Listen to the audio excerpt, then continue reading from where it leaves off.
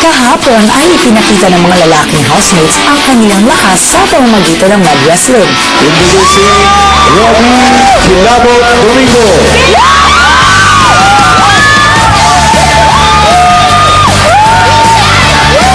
Matt Bato Pedro.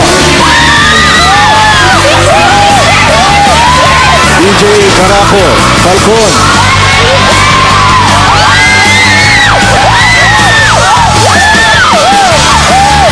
Alex Wababung Ansel Mucho.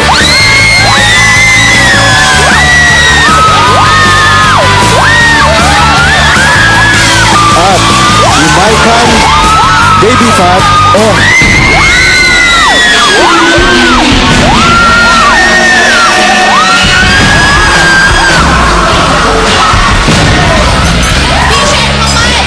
Sa unang round, Robbie Kilabot versus Nan Bato.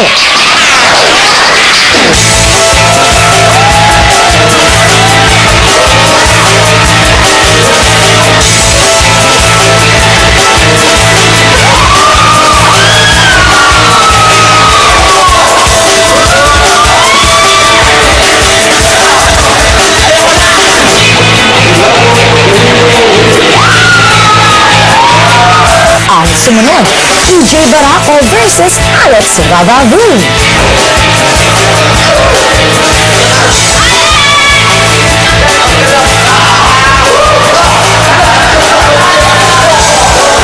Alex Wababung Walker.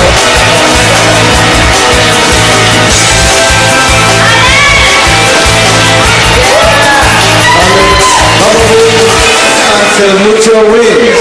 Sa final round, Robbie Kilabot versus Alex Rabavun.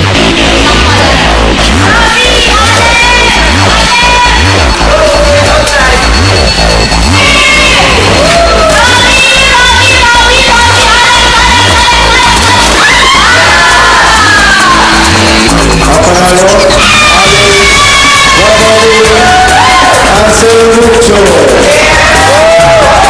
Panalo si Alex. Panalo rin sa pag-aasikaso si Beauty.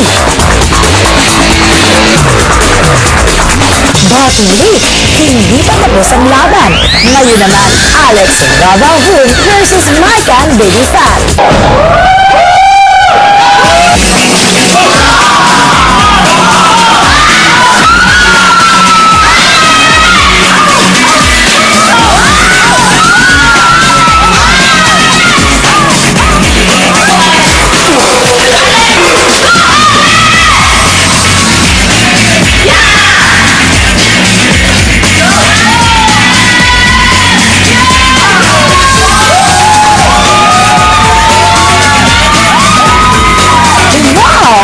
Ang lakas ng powers ni Alex. Rabavun talaga. Yay! Uber na! Uber sa excitement! Uber sa saya! I'm back! Uber Addicts! Na-miss ko kayo ng bonggang-bongga. I really missed you guys. Pero alam nyo, kahapon nanonood ako ng Uber at talaga nga namang napahanga ako kay Alex dahil kahit na mas maliit siya kesa kina Mike at kay EJ, natalo niya pa rin sila sa mud wrestling game. So, congratulations! Ang galing mo, Alex! Pero kung napatuwa ako or napasaya ako ni Alex kahapon, sino naman kaya sa ating mga housemates ang magpapakitang gila sa ating game for today? Ang Seaside Seashells Game. Ganito yan, dahil siyam na lang ang ating natitirang housemates, hinati sila into 3 groups. Yung military group sila, yun pa rin yun. So, nandiyan ang group 1 na si EJ, Valerie, and Nicole. Ang group 2, nandiyan si Robbie, Alex, and Beauty. And of course, sa group 3, nandiyan si Nan, Rona, and Priscilla. Pero dahil hindi pwede si Priscilla sumisid, siya ay tatayo doon kung nasa lang mahiwagang bowl, dun siya. Ang gagawin kasi na ating mga housemates, kailangan 1 representative per group ay sisisid at maglalaban-laban. Ang pipili niya sa mahiwagang bowl ay walang iba kundi si Priscilla. So magtatanong si Big Brother ng question. Kunwari, sinong chu-chu-chu-chu-chu-chu? So, yung mga housemates, ito na, this is it.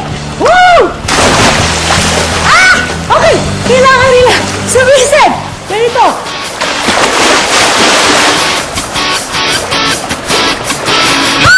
Okay, nakuha. Husaalan. Okay, husaalan. Okay. Oh my God, hindi. Sorry.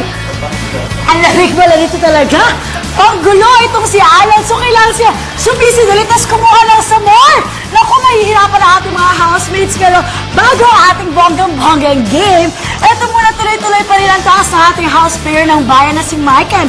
Kahapon, pinili ninyo kung sinong kamay or sinong housemate ang ikukulayan ng nail polish, ng multicolored nail polish ni Maiken. At ang pinili niya ay si Alex. Today, ang sasagutin niyo naman kaninong housemate gusto niyong mag-open up si Maiken. I-textin niyo lang inyong mga sagot. Text BB Poll A for Priscilla, BB Poll B for Rona, and BB Poll space C for Valerie. I-text yun na yan dahil mamaya sasabihin ko na yung sagot, okay?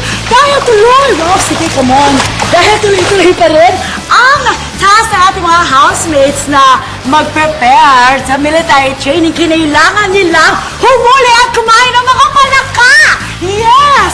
Oh my gosh! Kailangan nilang humuli ng palaka pero merong mga housemates na takot pala. At ba sila? Sino kaya yan? Watch this. Kung hindi natrasan ni EJ Baraco ang mud wrestling, atras naman agad siya sa panghuhuli ng palaka. Palalaki mong tao, EJ, takot ka sa palaka. Dahil dyan, EJ, kailangan mo manghuli ng 5 palaka. Pakulong po. Yung mga hindi nanghuli kanina. Sila EJ, Beauty at Nicole ang hindi nanghuli ng palaka. Kaya naman, 5 ang dapat nilang mahuli. Go! What's going on?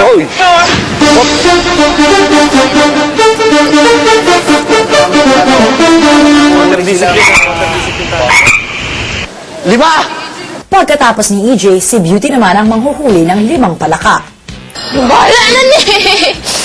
Ginoo ko, Mariusip! Kapangit!